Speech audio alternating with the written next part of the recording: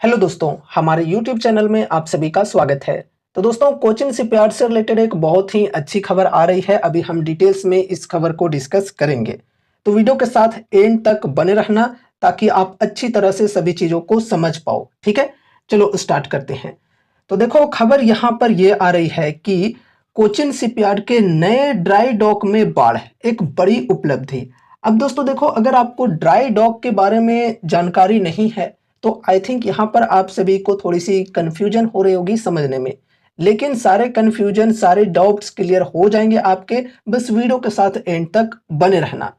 तो क्या न्यूज है, यहाँ पर हम डिटेल्स में पढ़ते हैं। पहले, कोची से प्राप्त नवीनतम सैटेलाइट इमेजरी से पता चलता है कि कोचिन शिपयार्ड में निर्माणाधीन नई ड्राई डॉक में पानी भर गया है। यह महत्वपूर्ण विकास इस परियोजना में एक प्रमुख माइलस्टोन है, जो भारत में सबसे बड़ी ड्राई डॉक सुविधा बनने के लिए तैयार है। नया ड्राई डॉक 70,000 टन के डॉकिंग विस्थापन वाले जहाजों को संभालने में सक्षम है।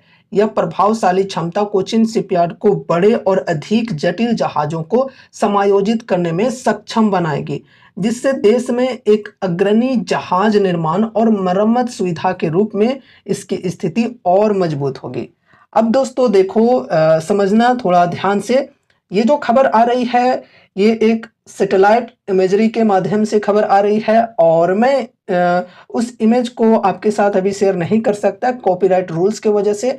इसलिए अगर आपको इमेज को देखना है तो आप गूगल पे खुद से भी सर्च कर सकते हो इस न्यूज को, एंड इमेजेस के टैब पर जाकर वहां पर वो इमेज आपको मिल जाएगी। ठीक है, तो दोस्तों खबर यहाँ पर ये आ रही है कि कोचिन शिपयार्ड में भारत की सबसे बड़ी ड्राई डॉक सुविधा बनने के लिए तैयार है। ठीक है, तैयार है।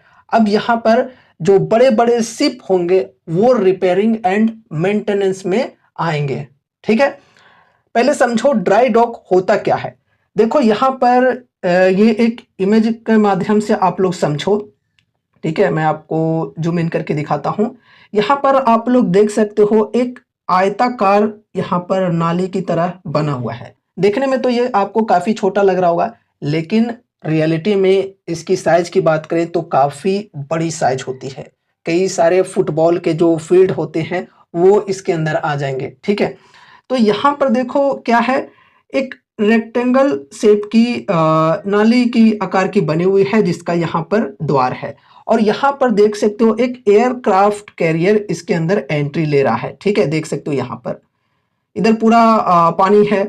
ठीक है, और यहाँ पर देख सकते हो ये है ड्राई डॉक। ठीक है, इसे ड्राई डॉक कहा जाता है, और यहाँ पर भी पानी भरा हुआ है और यहाँ पर इसका गेट है।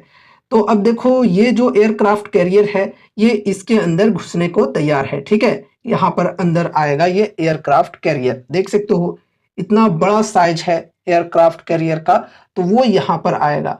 तो उस हिसाब से इसकी भी जो साइज होती है वो काफी बड़ी होती है, और इसके अंदर देखो पानी भरी हुई है। ठीक है, एंड यहाँ पर अगले इमेज में आप लोग देख सकते हो इसके अंदर ये एयरक्राफ्ट कैरियर आ चुका है। ठीक है, ये ड्राई डॉक के अंदर, ड्राई डॉक बेसिकली इसी को कहा जाता है।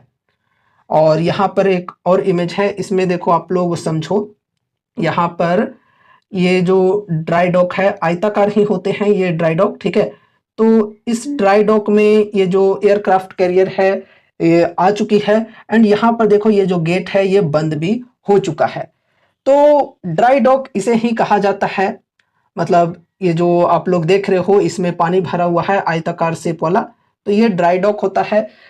इसके अंदर काम क्या होता है, बड़े बड़े शिप की रिपेयरिंग एंड मेंटेनेंस का काम होता है।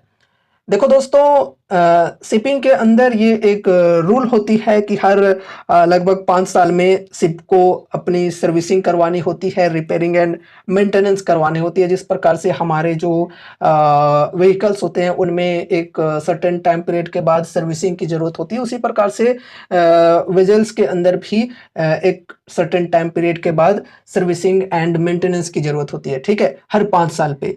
तो जो भी बड़े बड़े शिप होते हैं, ऐसा नहीं है कि सिर्फ डिफेंस वाले शिप ही, मतलब कार्गो शिप की भी अगर हम बात करें तो सभी के अंदर मेंटेनेंस की जरूरत होती है।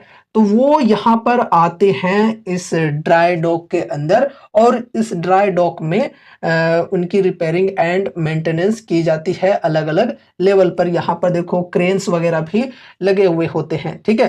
तो टेस्टिंग होती है, मेंटेनेंस होती है, एंड पानी के अंदर जो जहाज होते हैं उनको टेस्ट किया जाता है, ताकि आगे चलकर कुछ भी प्रॉब्लम्स ना आए पानी में चलते वक्त जहाज़ों को।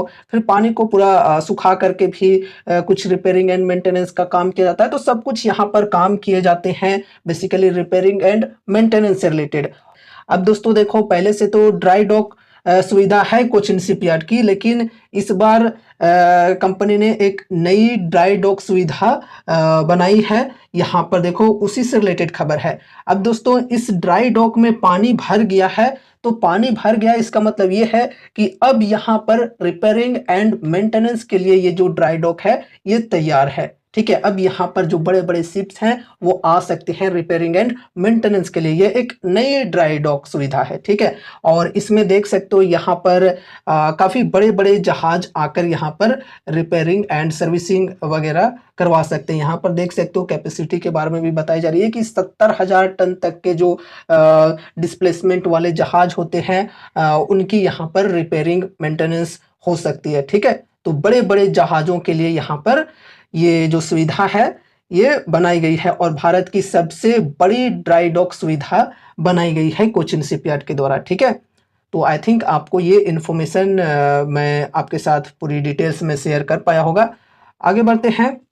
ड्राई डॉक में पानी भरना इसके पूरा होने की दिशा में एक महत्वपूर्ण कदम है, जो कि अभी मैंने आपके साथ शेयर किया कि पानी भर चुकी है, तो मतलब अब रिपेयरिंग के लिए ये जो ड्राई डॉक है ये तैयार है। एक बार पूरी तरह चालू हो जाने पर यह अत्याधुनिक सुविधा भारत की जहाज निर्माण और मरम्मत क्षमताओं को महत्वपूर्ण बढ़ावा देगी और अधिक व्यवसाय को आकर्षित करेगी तथा समुद्री क्षेत्र के विकास में योगदान देगी। तो दोस्तों काफ़ी अच्छी न्यूज है। लॉन्ग रन में कंपनी को इसके माध्यम से काफ़ी बेहतरीन बेनिफिट्स मिलेंगे, क्योंकि इंडिया में इस प्रकार की और कोई कंपनी नहीं है जो कि बड़े बड़े वेजल्स के अंदर काम करती है, बड़े बड़े वेजल्स की मैन्युफैक्चरिंग एंड रिपेयरिंग का काम करती है, ठीक है। और यहाँ पर देखो एक न्यू ड्राई डॉक सुविधा ओपन हो चुकी है। तो आगे चलकर जो भी बड़े बड़े शिप होंगे, चाहे वो एयरक्राफ्ट कैरियर्स होंगे या फिर कार्गो शिप जो होते हैं, काफ़ी बड़े बड़े शिप होते हैं, पैसेंजर शिप होते हैं, तो सभी के लिए यहाँ पर रिपेयरिंग की काम चालू होगी, ठीक है। तो काफ़ी अच्छी बात है, न्यूज़ काफ़ी बेहतरीन है। लॉन्ग टर्म में कंपनी को इसके माध्यम से काफ़ी बेहतरीन बेनिफिट्स मिल सकते हैं, ठीक है। तो ये है अपडेट काफ़ी अच्छी है। अब यहाँ पर हम कोचिन शिपयार्ड के टेक्निकल्स को भी थोड़ा डिस्कस कर लेते हैं। तो देखो दोस्तों, अभी ये जो स्टॉक है ये अपने सपोर्ट की लेवल पर है, जो कि है 1636 की, ठीक है। तो यहाँ पर सपोर्ट की लेवल है और इसी सपोर्ट पर स्टॉक फिलहाल ट्रेड कर रहा है। एंड उसके बाद ओवरऑल यहाँ पर हम करेक्शन की बात करें तो 52 वीक हाई के लेवल से करेंट प्राइस तक की बात की जाए तो लगभग 45% की करेक्शन पर स्टॉक है फिलहाल। अब देखो यहाँ पर एक मोस्ट इम्पोर्टेंट बात कि इनकी Q2 की रिजल्ट्स आने वाली है, तो Q2 में देखते हैं कंपनी की परफॉर्मेंस कैसी रहती है। मार्केट एस्टिमेट्स को बीट करते हुए अगर रिजल्ट्स आते हैं तो फिर स्टॉक के अंदर बढ़िया तेजी आ सकती है। तो अगर आप इंडिकेशन के साथ यहाँ पर इन्वेस्टमेंट की सोच रहे हो तो फिर आप Q2 का वेट कर सकते हो। अगर रिजल्ट्स वीक आती है तो फिर स्टॉक के अंदर और भी ज़्यादा गिरावटें आ सकती है, तो फिर और भी ज़्यादा डिस्काउंट पर स्टॉक मिल सकता है। तो आप चाहो तो वहाँ पर इन्वेस्टमेंट कर सकते हो। तो अगर आप Q2 का वेट करके डिसीजन लेना चाहते हो तो काफ़ी अच्छी बात है। पेशेंस के साथ अगर आप बैठना चाहते हो, Q2 के अनुसार यहाँ पर डिसीजन लेना चाहते हो तो वेट कर सकते हो थोड़ा, बहुत ही अच्छी बात होगी फिर। एंड अगर यहाँ पर SIP की शुरुआत करना चाहते हो तो उसके लिए भी डिस्काउंट ओवरऑल बढ़िया मिल रही है। 45% की डिस्काउंट है स्टॉक में, तो फर्स्ट SIP करके चल सकते हो एक छोटी सी अमाउंट के साथ। बाकी दोस्तों देखो, ये जो कंपनी है ये हाई रिस्क की हाई रिवॉर्डिंग टाइप की कंपनी है, तो सोच समझकर लिमिटेड वेटेज के साथ ही चलना चाहिए। और अगर आपका लॉन्ग टर्म का विजन है, मिनिमम 3 इयर्स 4 इयर्स 5 इयर्स इस प्रकार से होल्ड करना चाहते हो तो ही यहाँ पर इन्वेस्टमेंट की सोचना। शॉर्ट टर्म के लिए यहाँ पर अभी कुछ भी नहीं कहा जा सकता, ठीक है। तो लॉन्ग टर्म वाले ही यहाँ पर अपनी स्टडी के साथ डिसीजन लेंगे। बाकी दोस्तों देखो, ये ध्यान में रखकर चलना है कि ये कोई कॉल टिप या रिकमेंडेशन नहीं है कि यहाँ पर आप इन्वेस्ट करो या ना करो, ठीक है? आपको कोई भी डिसीजन लेनी है इन्वेस्टमेंट से रिलेटेड, तो अपनी खुद की भी स्टडी, खुद की भी एनालिसिस ज़रूर से करनी है, या फिर अगर आपके फाइनेंशियल एडवाइज़र्स हैं तो उनसे एक बार कंसल्ट ज़रूर से करना है। क्योंकि मैं आपका फाइनेंशियल एडवाइज़र नहीं हूँ, यहाँ पर जो भी चीज़ें डिस्कस की जाती हैं वो सिर्फ़ और सिर्फ़ एजुकेशनल पर्पज़ से की जाती हैं, ठीक है? कोई भी यहाँ पर आपको एडवाइज़री या फिर रिकमेंडेशंस नहीं दिए जाते हैं कि आपको इस स्टॉक को बाय करना है या फिर सेल करना है वगैरह-वगैरह, ठीक है? तो दोस्तों, ये रही हमारी आज की वीडियो कोचिन शिपयार्ड स्टॉक से रिलेटेड। उम्मीद है कि इस वीडियो के माध्यम से आपको कुछ यूजफुल इन्फॉर्मेशन मिले होंगे। तो वीडियो को लाइक करके चैनल को सब्सक्राइब कर देना और मिलते हैं अगले नए वीडियोज के साथ। तब तक के लिए बाय बाय।